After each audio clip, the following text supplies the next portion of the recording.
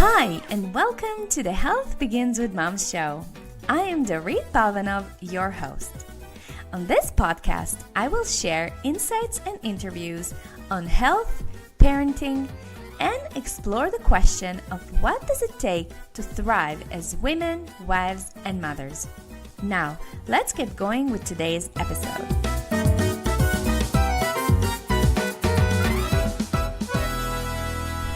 Hey everybody, welcome to another episode of the Health Begins with Mom podcast. This is Dorit Palvanov, your host. As a women's health coach, one thing I talk to women about is getting back in shape after having a baby. But this is not the kind of shape you're thinking about. I am not talking about losing weight or getting your pre-baby body back.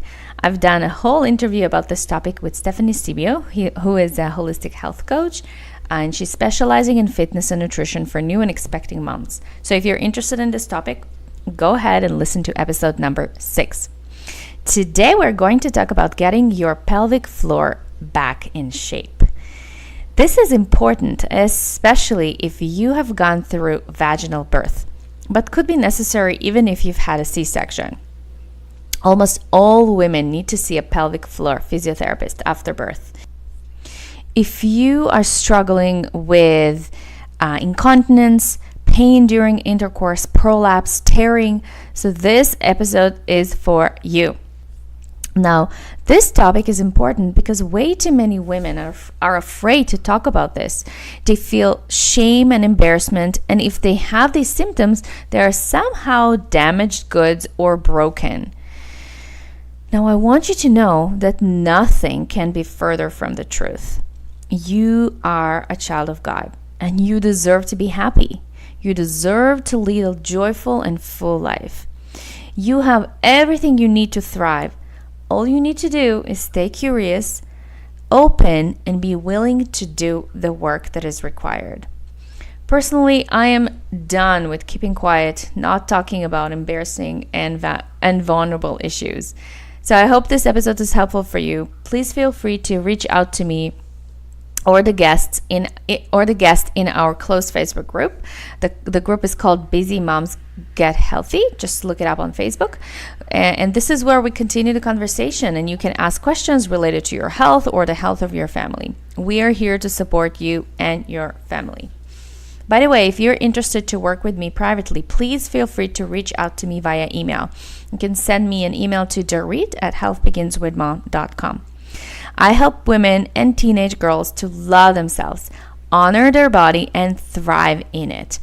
I teach a system called the Feminine Current, which is all about aligning how you live, love, work, play, mother, and parent with your body's innate wisdom.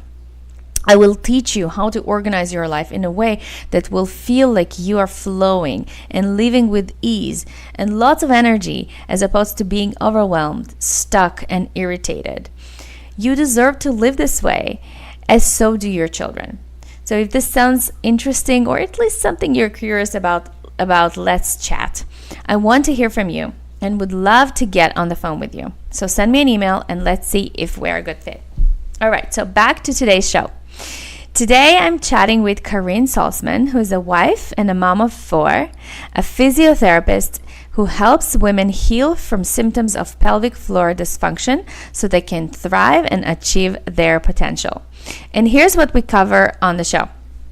We talk about what is pelvic floor physiotherapy, what are the symptoms of someone who needs pelvic floor physiotherapy. We talk about the 5 functions of the pelvic floor and what could disrupt the natural function of the pelvic floor. Karine guides us through an exercise to locate the pelvic floor area. Also, we talk about how would you know if you have a problem with your pelvic floor, and why are Kegel exercises not good enough to strengthen your pelvic floor.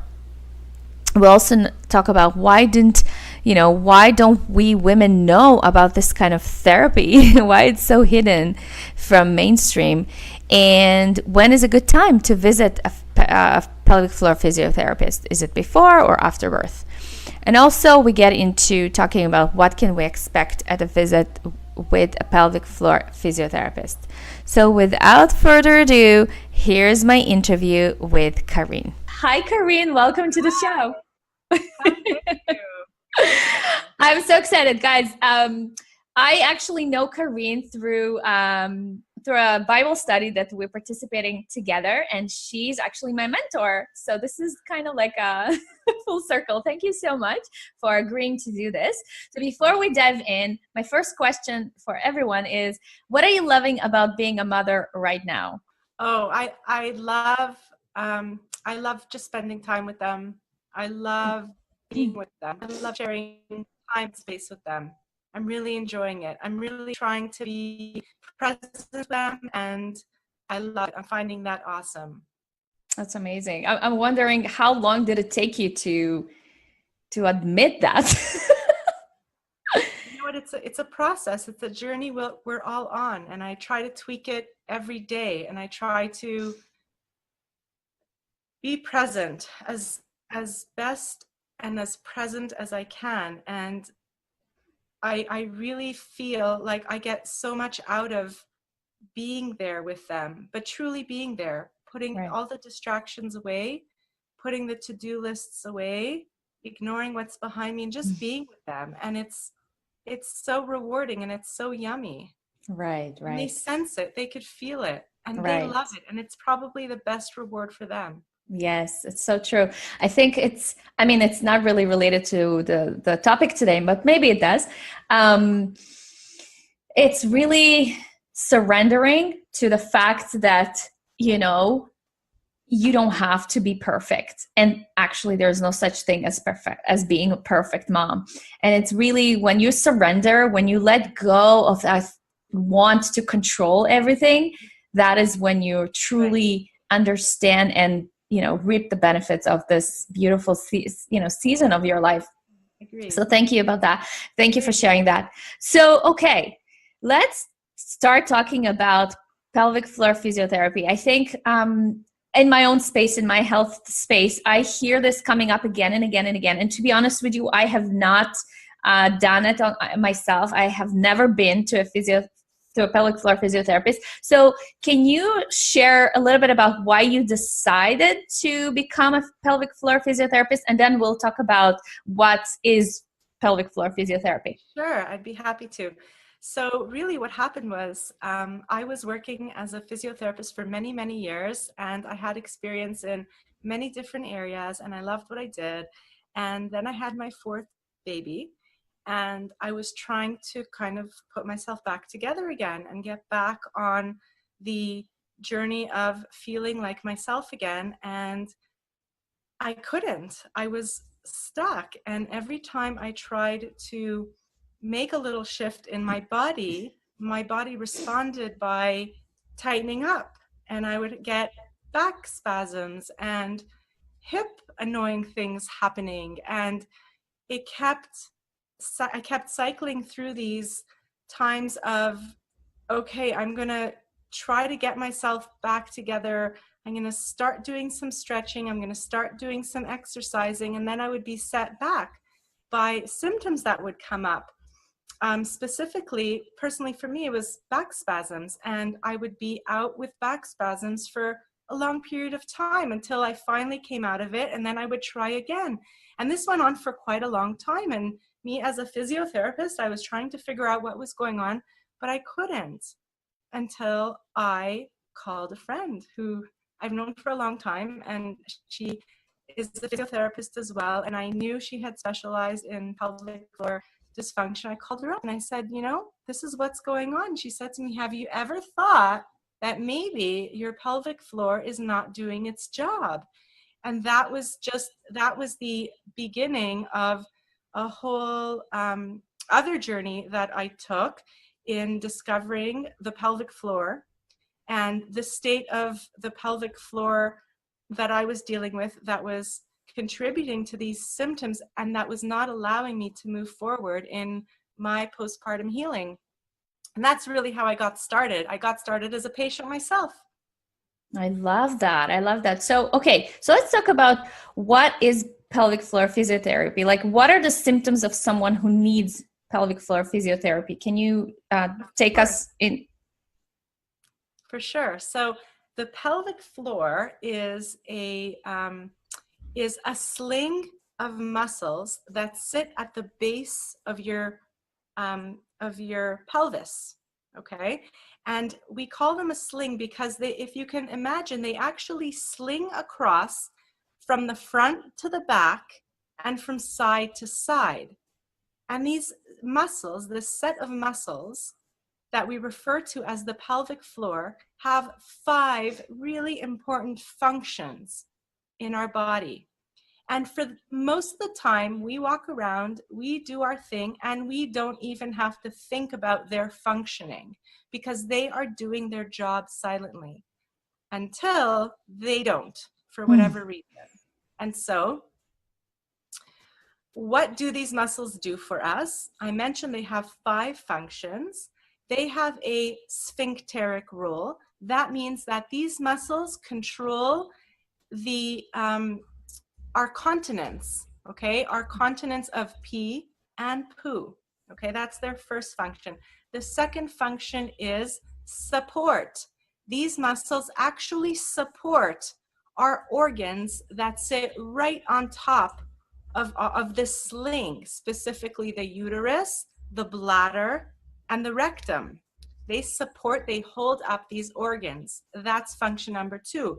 Function number 3 is stability. They provide lumbosacral stability. So in my personal case, when I was running into issues with back spasms and hip issues, my pelvic floor was not functioning to provide that lumbosacral stability. That's the third function. The fourth function is sexual. These muscles have a really important function in our sexual health and well-being. And number 5 is these muscles are a sump pump. They actually assist in return of lymphatics and other fluids from our lower limb back up to the center of our body. So 5 functions, okay? So when ladies come to me with symptoms of pelvic floor dysfunction, the symptoms they are reporting are usually related to one of these 5 functions. So very, very common, women are coming in reporting issues around continence. They are leaking pee, sometimes poo as well. They are leaking pee when they're trying to exercise, when they're jumping, sometimes just when they are sneezing or coughing or laughing so hard that the tears are literally rolling down their legs, okay? That's the continence piece.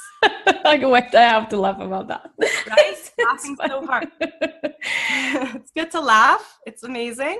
No, I mean, I'm laughing about the pee coming down their legs. That's funny. Right? They're peeing when they're laughing, and they tell me this. They're peeing during intercourse. Sometimes they're peeing when they miss a step and they kind of trip a little bit. That sudden movement is causing them to leak because their muscles are not functioning to provide sphincteric closure around the urethra to accommodate for that increase in intra-abdominal pressure that is created with a sneeze, cough, trip, or jump. Okay? Another common story is, I finished peeing, I wipe myself on the toilet, I stand up, and I'm peeing again. What is going on? Okay? That's another example of the lack of sphincteric closure that these pelvic floor muscles are meant to provide us. Very, very common with women through the ages and stages. It's a myth that it only happens postpartum.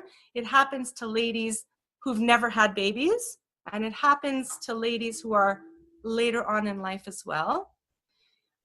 We say that it is very, very common, but it's not normal, okay? So that's a very important point because a lot of ladies are coming to me saying, you know, I've been to my doctor and my doctor said, you know, you've had a few kids, so Kegel, okay? So we are not in agreement with that statement because we do know that these muscles can rehabilitate. We can return them to optimum functioning. And so it may be common, but it's certainly not normal. Yeah, I'd love to talk to you about Kegel. It's one of my questions, but we'll get there a little bit later. Just wanted to, I'm so curious. I wanted to ask you, are hemorrhoids also caused by pelvic floor dysfunction? Absolutely. They are, right? Absolutely. You got it. Okay. Absolutely. So, what could disrupt the natural dysfunction of the pelvic floor? I mean, I know birth is one of them. What are the other things? So, definitely carrying a baby and birthing a baby by cesarean or naturally can predispose us of pelvic floor dysfunction. But you are right in asking the question, what other contributors are there to pelvic floor dysfunction? Because we know that men have pelvic floor dysfunction too, and they don't carry and birth babies. And so there are a multitude of contributing factors that put us at risk for pelvic floor dysfunction. They are the way we hold ourselves, our posture, our alignment, how we breathe, how we move, how our body spends its time, where we're holding ourselves, meaning our stress. Okay, we know that when we are stressed out, just like these muscles here of my shoulders and neck will tense up, so will my pelvic floor muscles. Okay, the pelvis is incredible.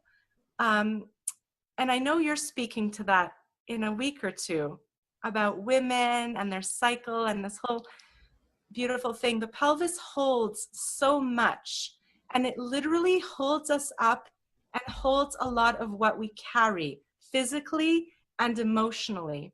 So there are many contributing factors to pelvic floor dysfunction. Right. And it's, it's so, I love that you're mentioning that, because, I mean, if you're thinking about this psychospiritually, when anything in the body, not just the pelvic floor, when anything in the body is sort of like out of alignment, many times it corresponds to a misalignment, a spiritual misalignment, right? So can you talk a little bit about that? How is that related? Like, how do you see that in your practice? So you're right. Our bodies hold so much physically, emotionally, and I really try to guide my patients in getting their own insights about their bodies. If we listen, we can tune into what our bodies are saying. We can get insights. And so I really just try to be there with my ladies and help them through their own journey in getting these insights. Yeah, definitely. I know that's the journey of self-discovery. So, can you walk us through an exercise of how to locate the pelvic floor area in our body? Sure. So the pelvic floor is a trickier part of the body to locate because we can't see it. And like I said earlier, for the most part, it does its job silently. So it's not like the bicep muscle that I can see and touch and understand how it moves and understand its function. We can't see the pelvic floor. We don't have to think about it. And so it is harder to tune into.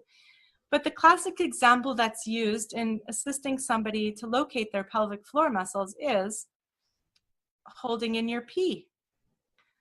I don't recommend you do this on the toilet as an exercise, but if you were to stop your pee midstream, you would be activating your pelvic floor muscles.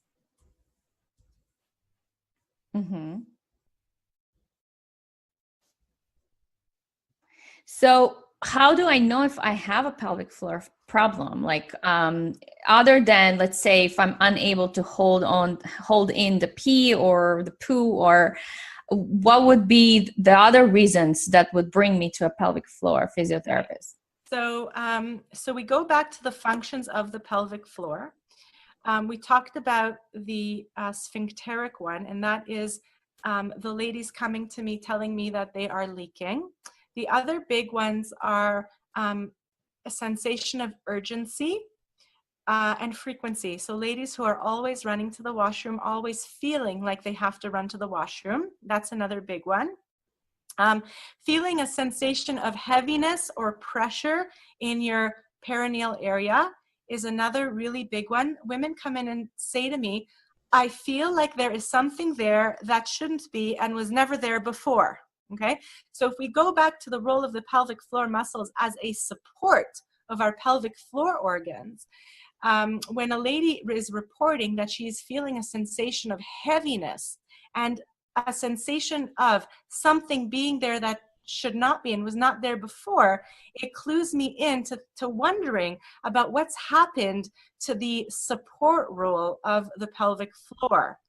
Has perhaps something descended that shouldn't have, i.e. an organ, okay? And that happens too very commonly. It's known as prolapse, pelvic organ prolapse. So that would be another reason to seek an assessment by a pelvic floor physio. Low back pain that is persistent, hip pain, sacroiliac pain that is persistent, it is worthwhile checking out the pelvic floor and seeing a pelvic floor physio. Pain with intercourse, pain or discomfort with intercourse is another symptom of pelvic floor dysfunction, as is how about sciatica pain? Sciatica pain could be,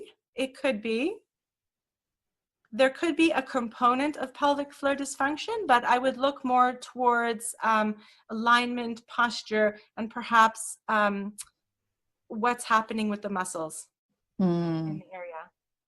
Okay. We've talked about this a little bit earlier. I really want to talk, get more into talking about Kegel exercises.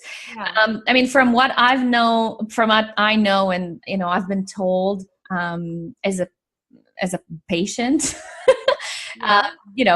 do some, Kegel yourself to betterment or to feel better. So I thought that, if I just Kegel myself, I will be able to strengthen the pelvic floor muscles. So can we talk about that, and why isn't that enough?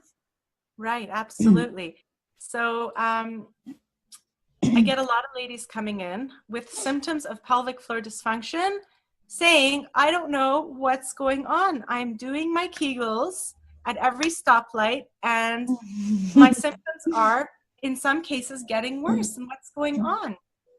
And so the idea of doing Kegels is really, it depends, okay?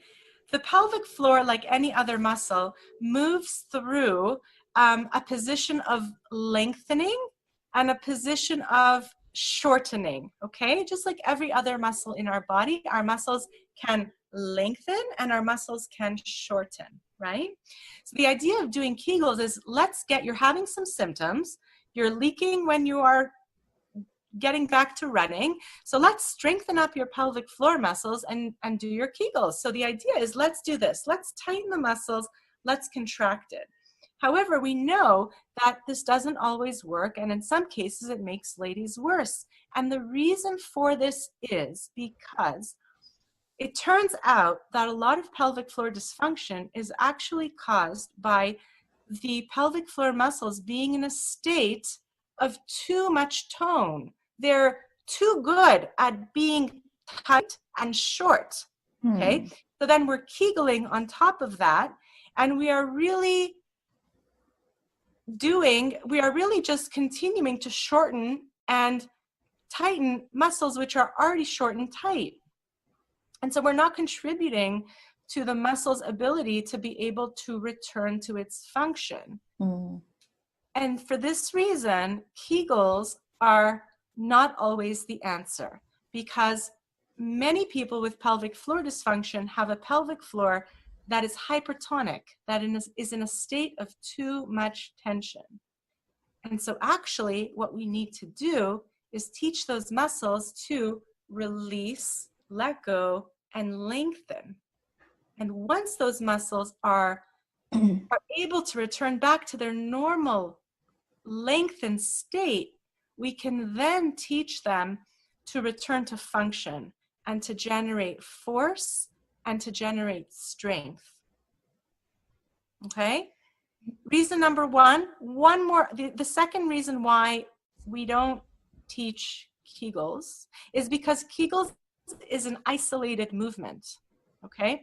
And our body doesn't work in isolation. Our body works in systems. And the pelvic floor, turns out, is part of a system. It's part of the core.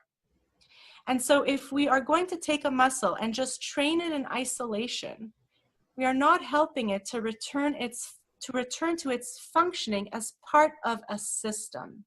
So when I teach my ladies how to strengthen, I teach them to do that, integrating the pelvic floor back into the system to which it belongs.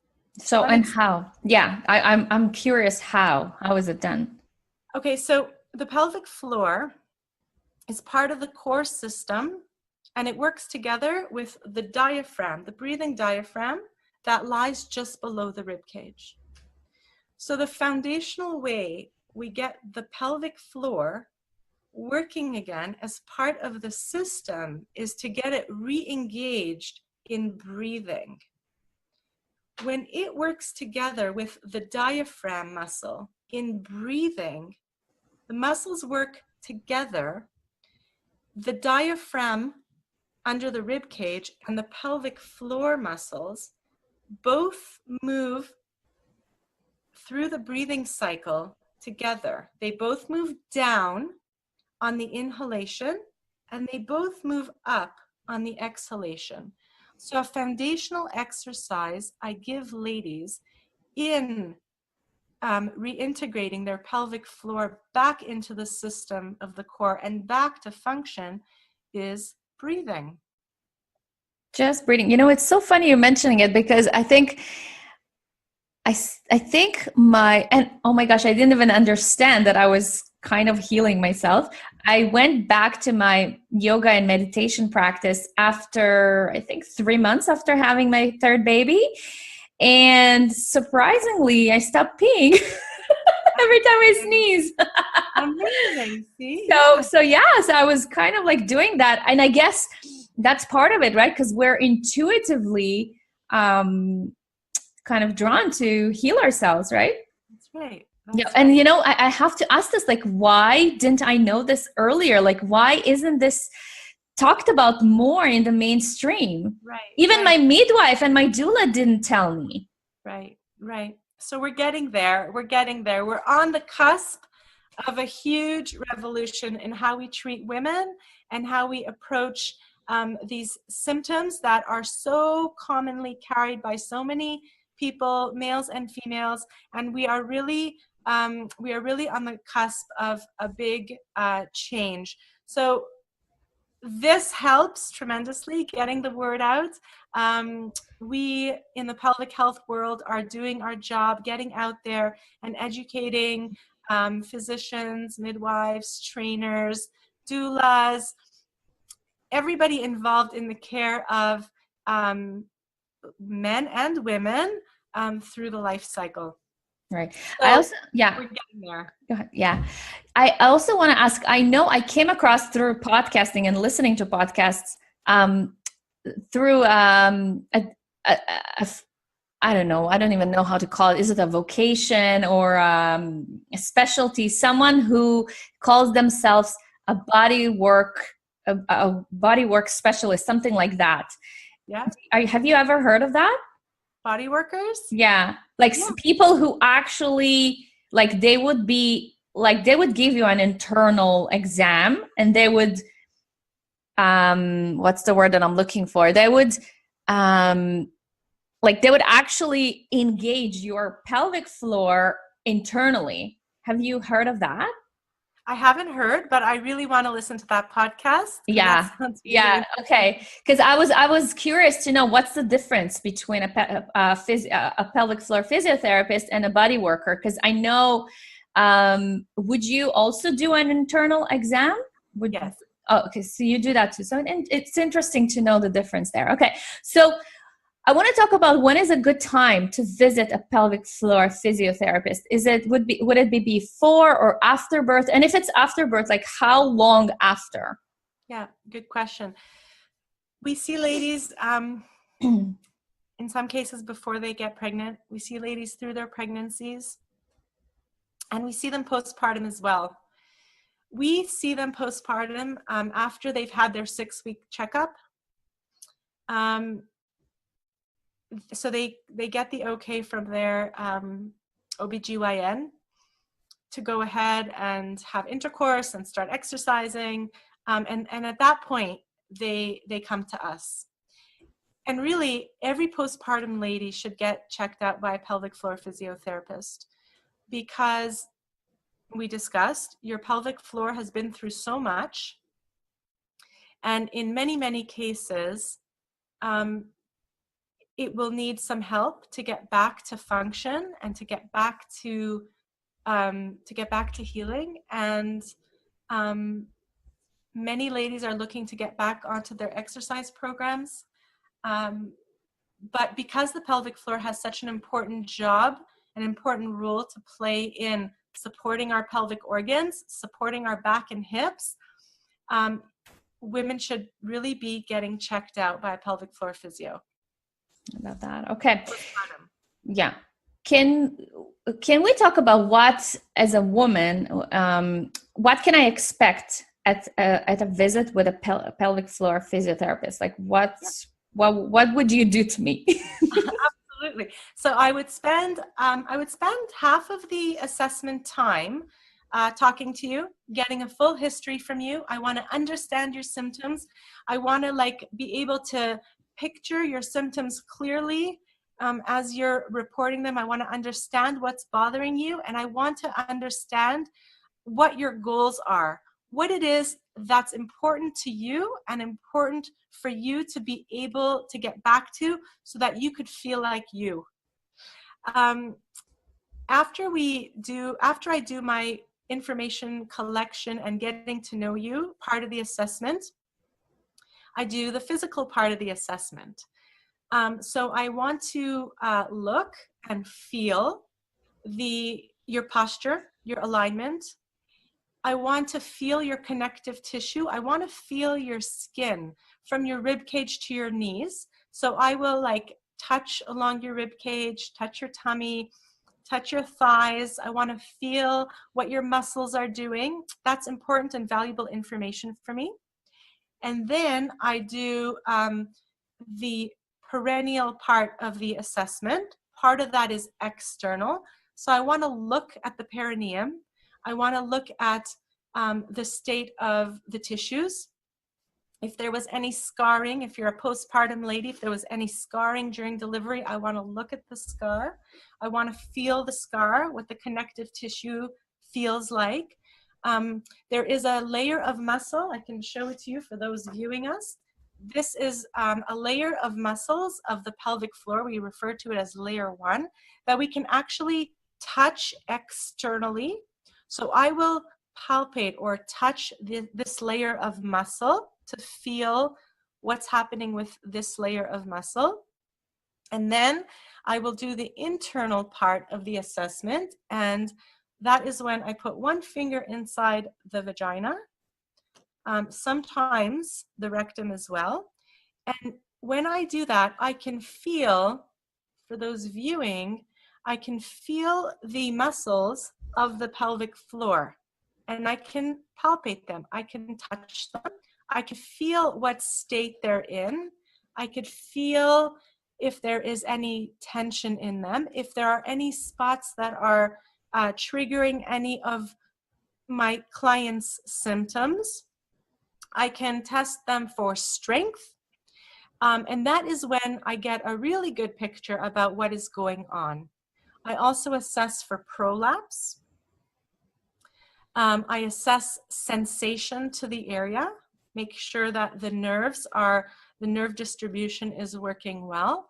And then after I complete the internal part of the assessment, I'm able to pull together the whole picture and really give, hopefully, a really good explanation to what my client is reporting why it's happening, and most importantly, what we can do about it. Right. And so how many visits can I expect? So that's a very good question. And what I usually tell my ladies when they ask me that on the assessment is it's hard to say. It's hard to say after one visit because I don't know how your body's going to respond. It could be that you will see an improvement in your symptoms fairly quickly, within a couple to a few weeks. Some women come in after 2 or 3 visits saying, you know what? I haven't peed when I'm sneezing. You know what? I don't feel my back hurting as much as I did. And for some women, it takes a little bit longer. So what I tell women is expect that we're going to be seeing each other for about 6 to 8 weeks. And at that point, if things haven't gotten better for you, we're going to reassess and we're going to see, and I'll be able to better guide you in terms of how long this will take. Certainly women who have been in pain for a long time, who are coming in with pelvic pain conditions, I do tell them from the start that likely your pain has been around for a while. Likely it will take some time for us to start healing it and for you to start seeing an improvement in your pain symptoms. But the answer is it really depends. Okay. So can you share maybe 1 or 2 pelvic floor wellness tips for women that they can start implementing today? Absolutely. Absolutely. I think the most important and helpful tip that I give ladies is mind constipation. Okay. Constipation is really enemy number 1 for the pelvic floor. Constipation is the mother of all disease. Is that what you say? Yes. Really? Yeah. Constipation really does a number on our pelvic floor. So 2 important things in managing constipation. Number 1 is obviously diet and hydration. And number 2 is positioning on the toilet. It turns out that when we're sitting on the toilet trying to poo, we are trying to poo through a colon, through a rectum that's being kinked by a muscle called puborectalis. And I can show it to you here.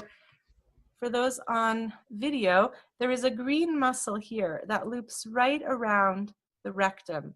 And this muscle kinks our colon closed when we're standing and when we're sitting. And that's the muscle's job. It's the muscle's job to keep us continent and keep our poo in when we want it in. The thing is, we were not meant to poo in a sitting position. We were meant to poo in a squatting position. And in a squatting position, this muscle called puborectalis unkinks our colon and allows us to poo through a rectum, that is open. And so we have these toilets now. So what we can do to put ourselves in an optimal position for pooing is getting a squatty potty. That's right. Bring our knees up, right? That is the purpose of the squatty potty. If you haven't watched the commercial for it, watch it because it's hilarious. Right. Did you see it? Yeah. Right? It's with the colorful poo. That's right. Yeah, it's so funny. But those guys were, yeah. Brilliant marketers. They did get me to get the squatty potty. Yeah, I do. I have them in all my bathrooms. And it's amazing. I don't know if it was actually one of those intuitive healing sort of things that I've done for myself. But yeah, I have those. Absolutely. And so you are able to put yourself in an optimal position to allow yourself to poo in a much easier way, much more efficient way without straining. We don't want to be straining on the toilet. Right. That is my number 1 pelvic floor wellness tip. Amazing. Guys, get a squatty potty. Or any stool. Right. Okay.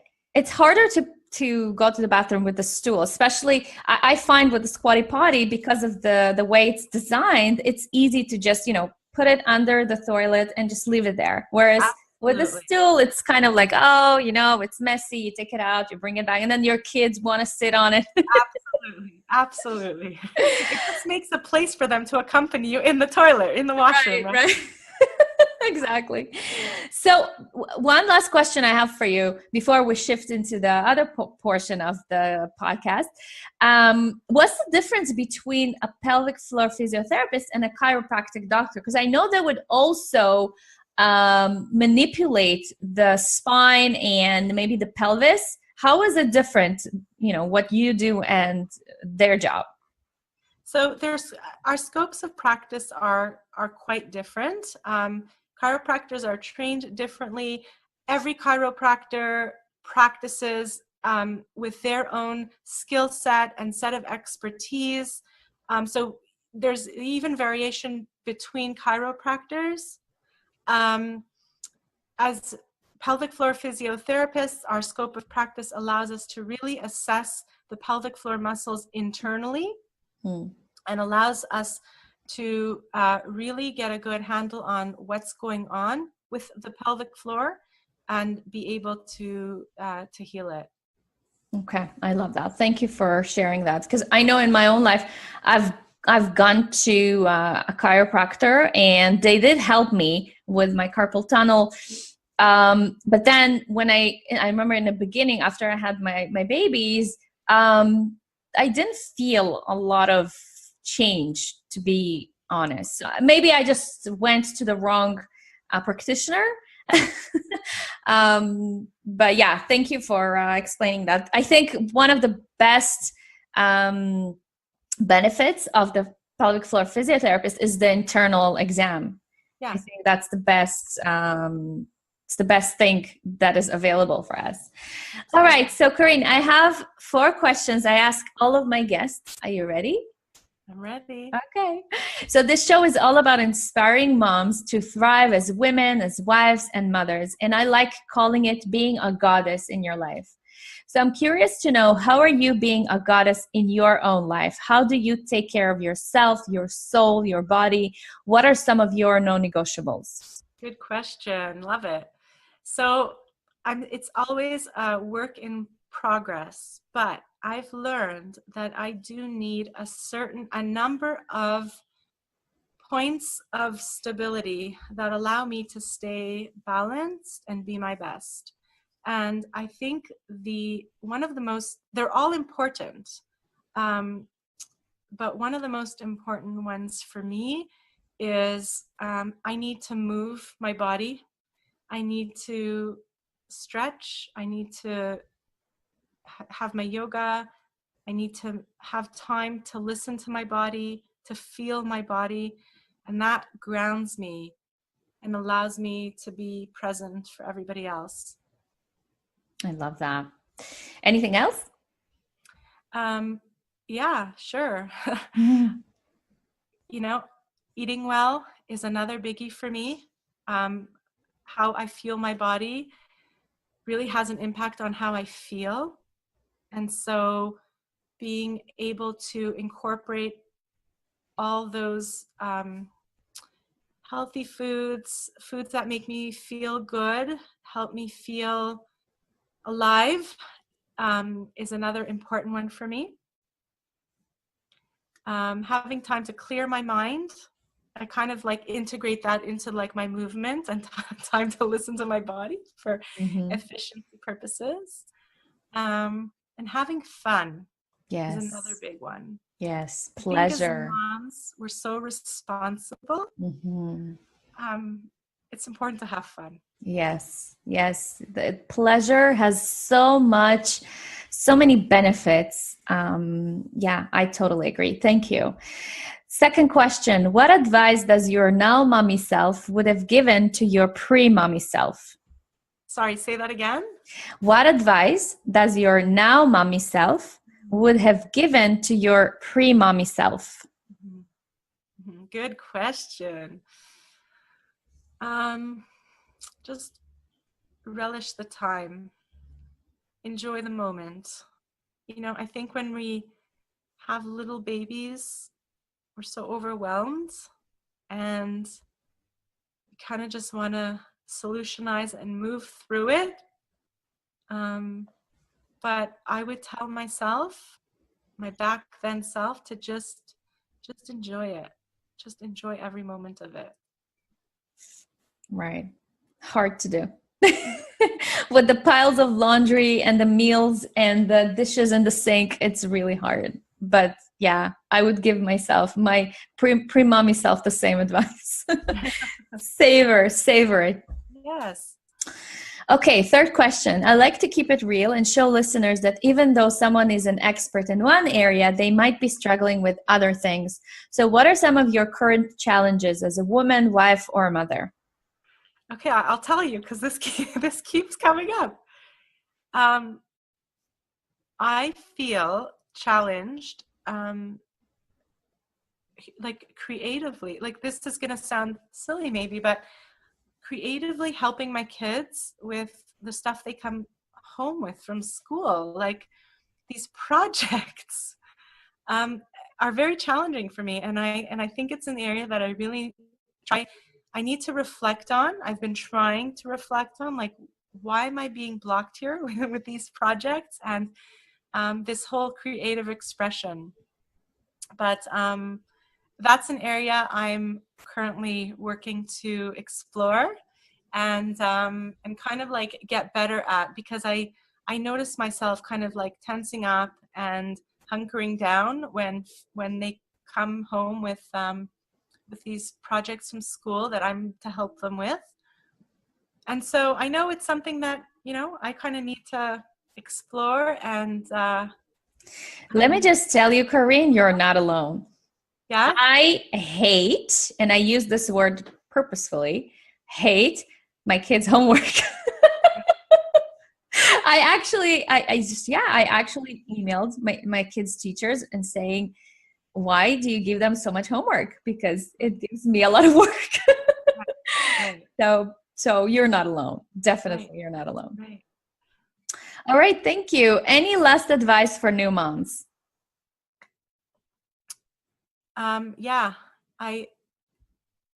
Surround yourself with people who lift you up, and find the people you need to help you through your journey. Friends, family, experts in various fields, but find the people, your circle of people you need to have in your life to help keep you balanced and help you feel that you are moving towards who you want to be. I love that. Thank you so much, Corinne. This has been so insightful. Before I let you go, can you share where can people find you, your website, maybe your clinic address, the social media handles, all of that? Sure. I'm working on all that. So I have my brand new clinic, actually. Congratulations. Yeah, I have a brand new clinic space. It's in my home.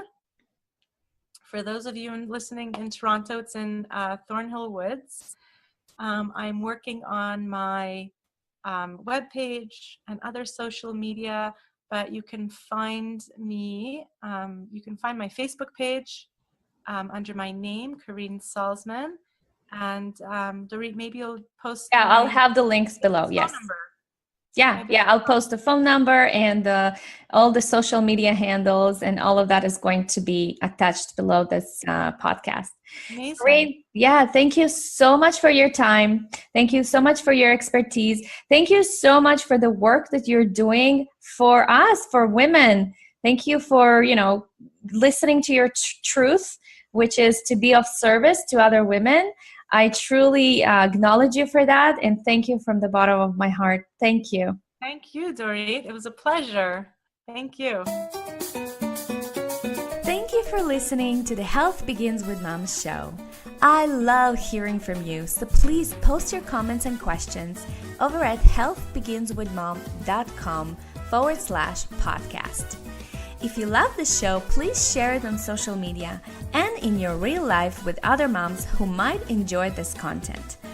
And if you have a burning question or topic you'd like me to hit on the show, just drop me a line at dorit@healthbeginswithmom.com. And If you love this show and really want to support it, please go to iTunes, write a review, and subscribe. Thank you so much for listening, and I'll catch you next time. Much love and many blessings.